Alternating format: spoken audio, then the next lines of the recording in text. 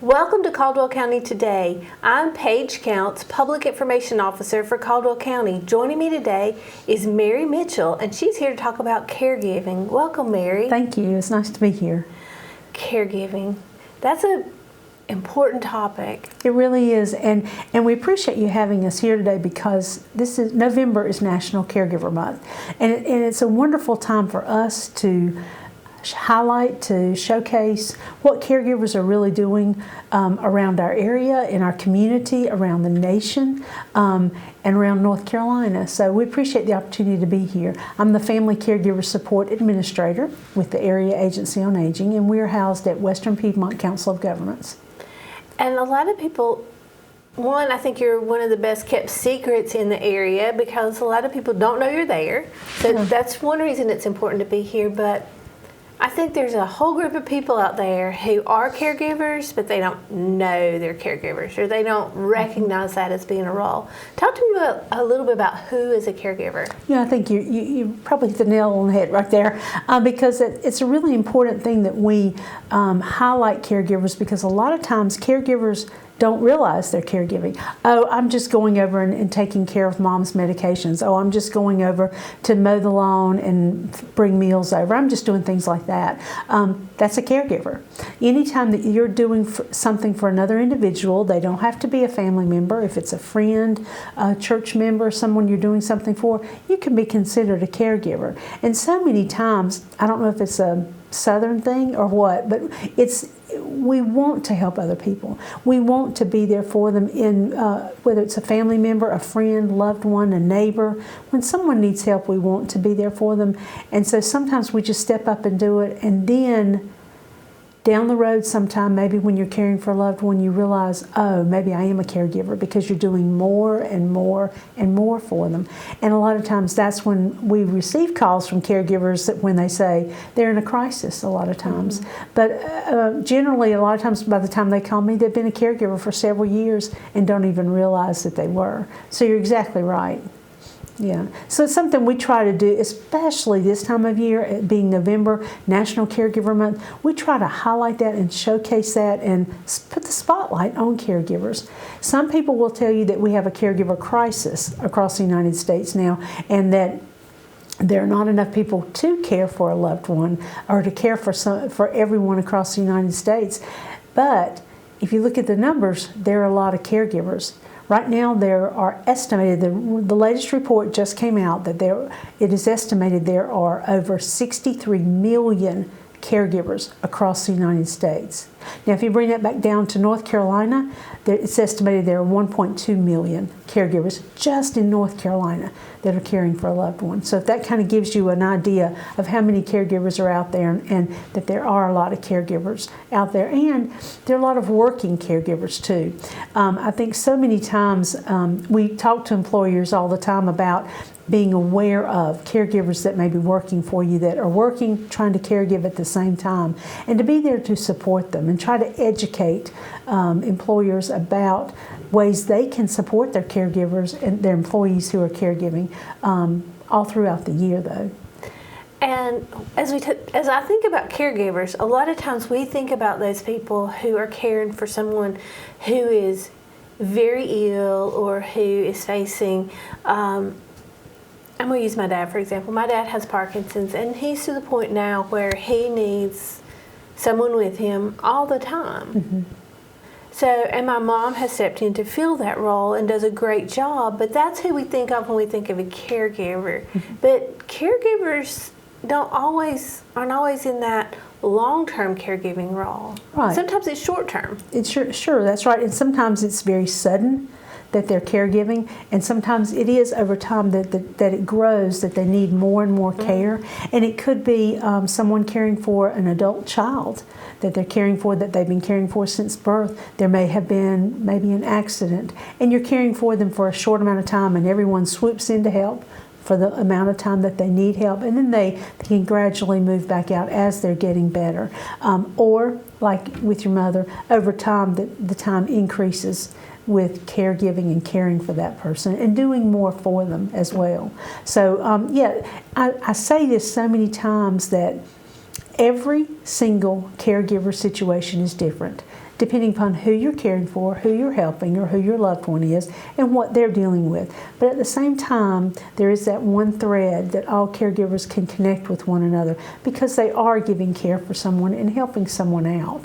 And so a lot of times we don't realize just how much time it's going to take or how much time we do need. And so we may need some help coming in to help us while we're caring for our loved one. Because I will say, and I'll tell you that I'm guilty of that myself. When I've been a caregiver, I wanted to do everything that would work for them, everything to take care of them, and of course nobody could do it as well as I could. But I think we find, and I've learned my lesson, that that's not the case. That people are waiting to help so many times, and we just don't even realize it as caregivers.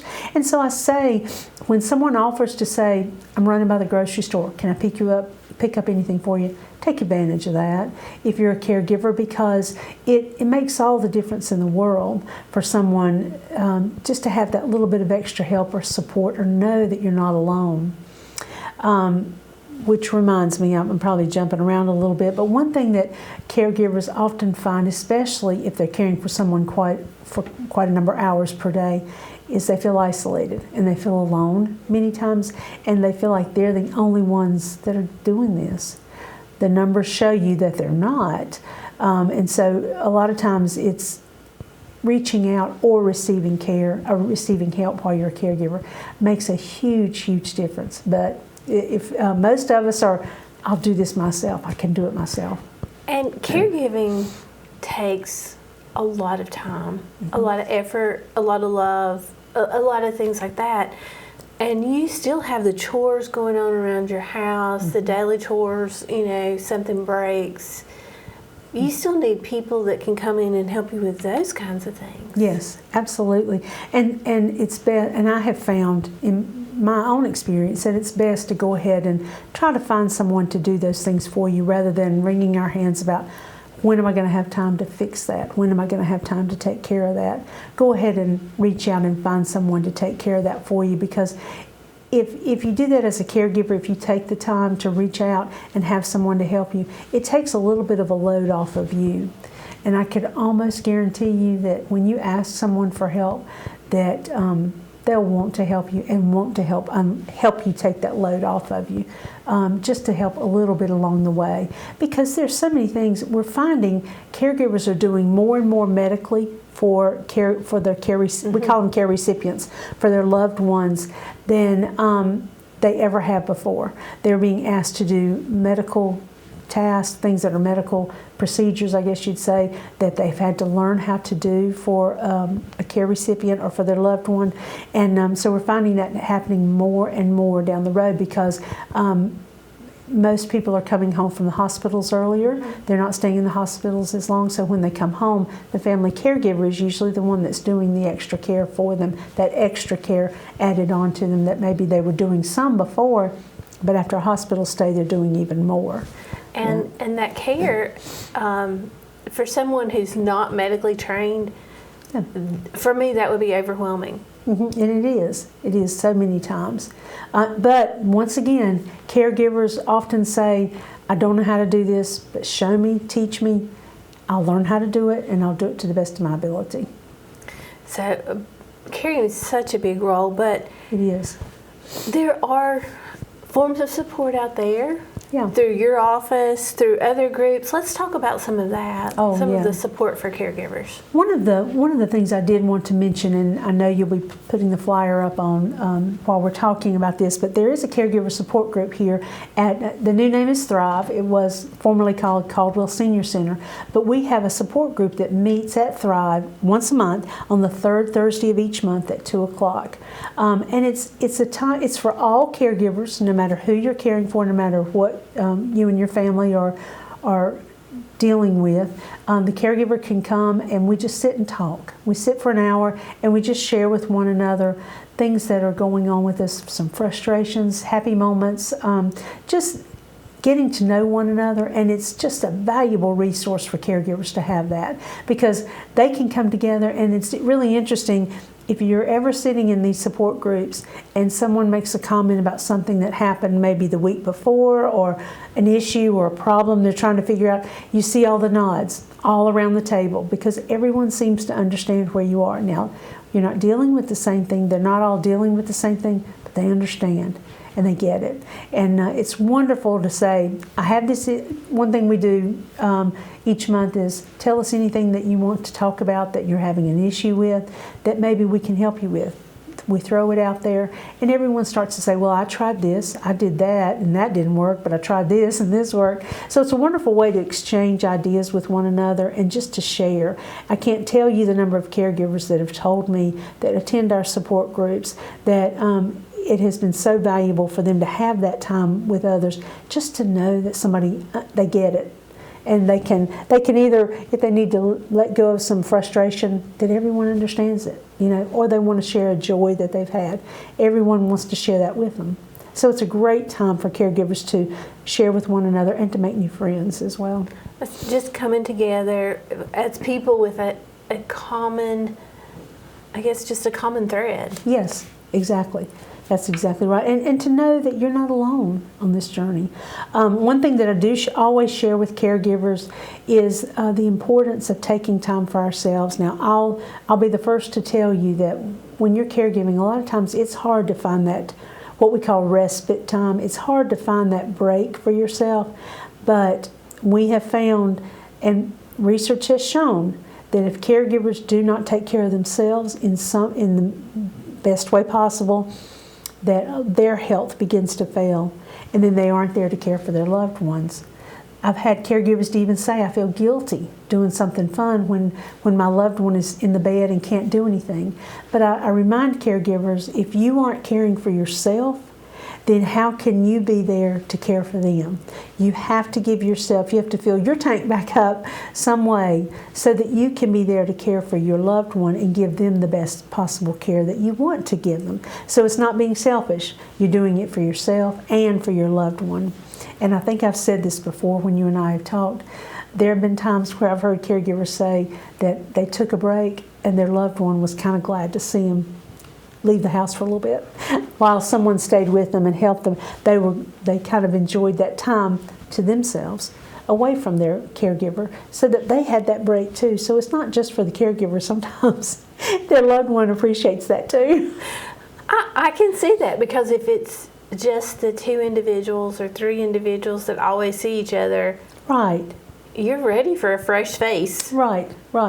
And one of our groups that meets in Hickory, we meet at the library, and every month one of the librarians brings down books for the caregivers to have them check out that from the library that they can take home with them, to just to have some books to read, some interesting books for them to read. And I tell caregivers, something that simple as going to the library, checking out a few books, and bringing them home. You have your time to read there at home. If you can't leave your loved one for very long, you can have time to read. Turn on some music. Have that music playing in the background. That if maybe your loved one has a nap in the afternoon and you have that time, turn some music on. Read a book just for a little bit of time, just to relax. Make sure you're taking time.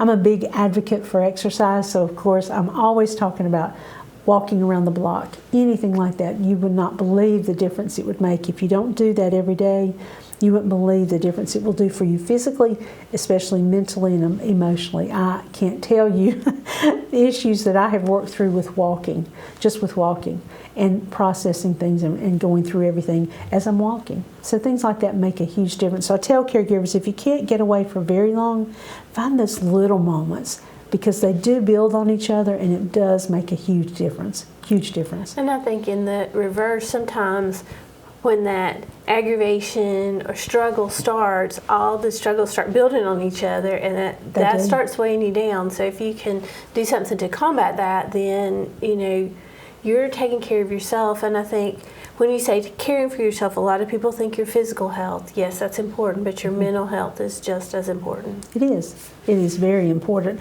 and it can make such a difference, because you can help to knock down some of those blocks that are building up and building up. Just little things can help you knock those back down so that things are more manageable. And so many times I tell caregivers that if this day is a rough day, it doesn't necessarily mean tomorrow is going to be. If this morning is rough, it doesn't necessarily mean this afternoon is going to be. So don't look at it that way. Don't say, oh, okay, the whole day is going to be awful.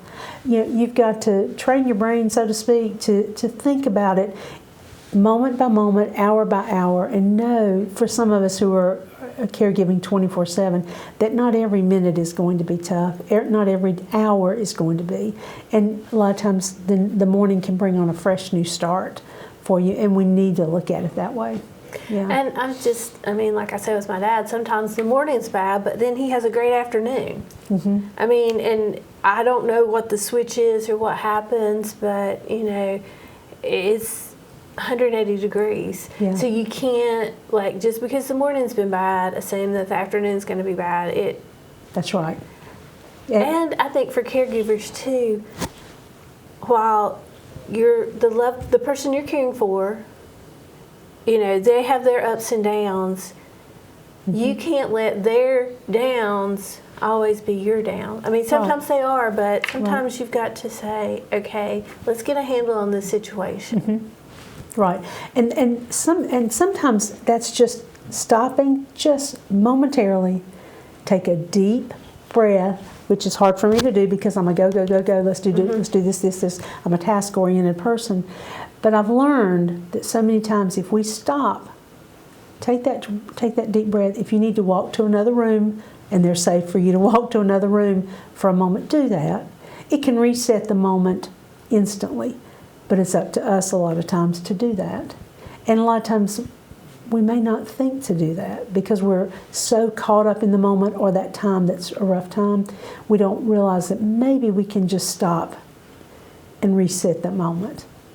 Because really, the thing I've noticed is everything changes from moment to moment. It does. It does. You can have a great few minutes and all of a sudden things are going south and it's not going well, mm-hmm. but then it can take another turn too. So we deal with those tough times knowing that there are going to be good times as well coming along. Let's talk about the resource portal, because I think resources are important, and understanding, hearing from professionals, how you can help, some training, some things like that. It can be very important. It really can. And the nice thing, we have a program called the North Carolina Caregiver Portal. And I know you'll be posting the information as we're talking about it. But this is a wonderful place for caregivers to go, and they don't have to leave their home. They can get right on the website and log in. All they have to do is set up their account to log in very simply. There's no fee or anything to that. And there are wonderful resources on this North Carolina Caregiver Portal. And all you have to do is Google that and you'll go right to it. And you get on the website and it has lots and lots of information, like you said, from professionals who tell us, if you have a question, you throw it in there. I don't know how to change the sheets on my husband's bed while he's still in the bed. Can you help me with that? And there will be little videos that help you know how to do that. If someone's caring for someone with dementia and they don't know how to motivate them maybe to get up to eat a meal, then there are several small, and they're small, these are not very long videos that you can watch or you can read them, but there's some from an educator called Teepa Snow, mm-hmm. who is a dementia expert, and I know you're familiar with her. I think a lot of us are. She's a North Carolina native, I understand. And she has put some videos on this website as well that give us such practical information to help care for someone with dementia. So there are all kinds of things on this website that will help the caregiver right there in their home. All they have to do is log into it and have lots of information there. And it's motivating too. There are ways to motivate you if you want to learn about, I don't know how to do meditation, I don't know what that is.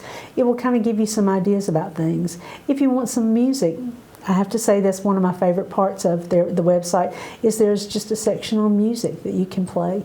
So if you don't have a resource for that, you can log on to that and you'll have music that you can listen to there on the website. So it's a great resource for caregivers to have right in their home that they can use anytime they want to. Because sometimes we're up late at night or sometimes early in the morning, and that's time for us to have that time to focus on getting some more information for us that we need as well.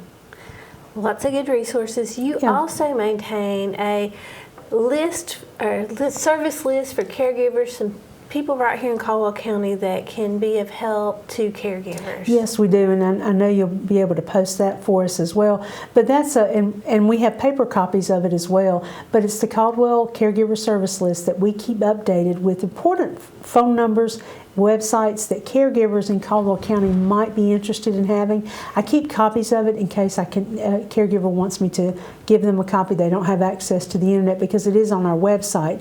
But it's just practical information for caregivers to run to if they need information about, a phone number for the Veterans Office. If you want to know how to get in touch with the Alzheimer's Association, things like that, or the caregiver portal, or our offices, the Area Agency on Aging offices. And so it's just practical things caregivers can, at a glance, get to if they need to. Our office serves Alexander, Burke, Caldwell, and Catawba counties, so we do have service lists for each one of those counties. So if you're listening, and let's say you live in Caldwell County, but you're caring for someone in Alexander County, we'll have that service list for that county as well. So all you have to do is give us a call, and we'll be glad to get that out to you. And we also have a resource directory for older adults that if you'd like to have access to that, it's on our website, but it's also available at Thrive, the formerly Caldwell Senior Center. They have copies of our resource directory for older adults. With, there again, practical information for older adults in the community across the board, whether it's housing, home health, or anything like that you might need, long-term care information. Great resource for older adults. So if you don't have that, be sure to contact Thrive, and they'll be glad to get that for you. Yeah. Through your office, there's also grants or vouchers for respite care. Talk a little bit about that. Yeah, when I talk about respite care, one of the things that's a valuable part of our Family Caregiver Support Program is that we actually offer grants to caregivers who are caring for someone over the age of 60, that you can apply for this grant. And let's say that you have an opportunity to go out of town over the weekend, but you really would like to pay someone to come in and stay with your loved one while you take that small break. With this grant, once you decide on who you're going to hire to stay with your loved one, we work up an arrangement so that you pay them to stay with your loved one, take your break. Well, then we have timesheets and things like that you fill out. You turn those back into us, and we can reimburse you for that trip. Not the trip itself, but the respite part when you paid someone. So we can reimburse up to $500. It's a one-time grant. It's a small grant, but it's something that the way I like to look at it is it kind of encourages the caregiver to go ahead and try to take that break. So we have some caregivers that receive the grant that just want to pay someone to come in once a week for one day each week and give them one day away, which I think is a great idea. And we all do all the paperwork ahead of time. They hire someone. It can be a friend. It can be a neighbor. It can be a church member that they know. It can be a home health agency. To come in and stay with their loved one. They pay them, and then we reimburse them for that. So it's a way for us to support caregivers, but to say this is really an important thing you can do for yourself, and it makes a world of difference. I can't tell you the thank you notes that we've received from caregivers who took advantage of this and actually went ahead and took that break and came back so much more refreshed, and so glad that they did do that and took that break and came back, and they were more refreshed and ready to help their loved one. So yeah, we're more than happy to help with that. Please give us a call our offices. I'm sure you'll be posting our information, or email us, and we'll be glad to help give you more information about that. It's such a great resource for caregivers. Wonderful resource. So our message for caregivers, if we have one takeaway, what is that? Wow, I'd have to narrow it down. Oh no. I would say what you're doing is extremely valuable. It's something that's so needed, and I want to say that we thank you for what you're doing, because you're giving your loved one or your neighbor, your friend, a wonderful gift that cannot be replaced. And it's something that we don't realize how valuable it is. And we'll add on to that there are resources to help you and support you along that way too. You're not alone. So I hope that helps. That helps. Yeah, That's yeah. great. Yeah, Mary, thank you for being here with us today, and thank you for sharing about caregivers. thank you. And I hope you'll come back again and talk to us soon more about caregiving or anything else you want to talk about. Thank you. We appreciate the opportunity to be here and share this information. Yeah, thank you. And thank you for watching Caldwell County Today.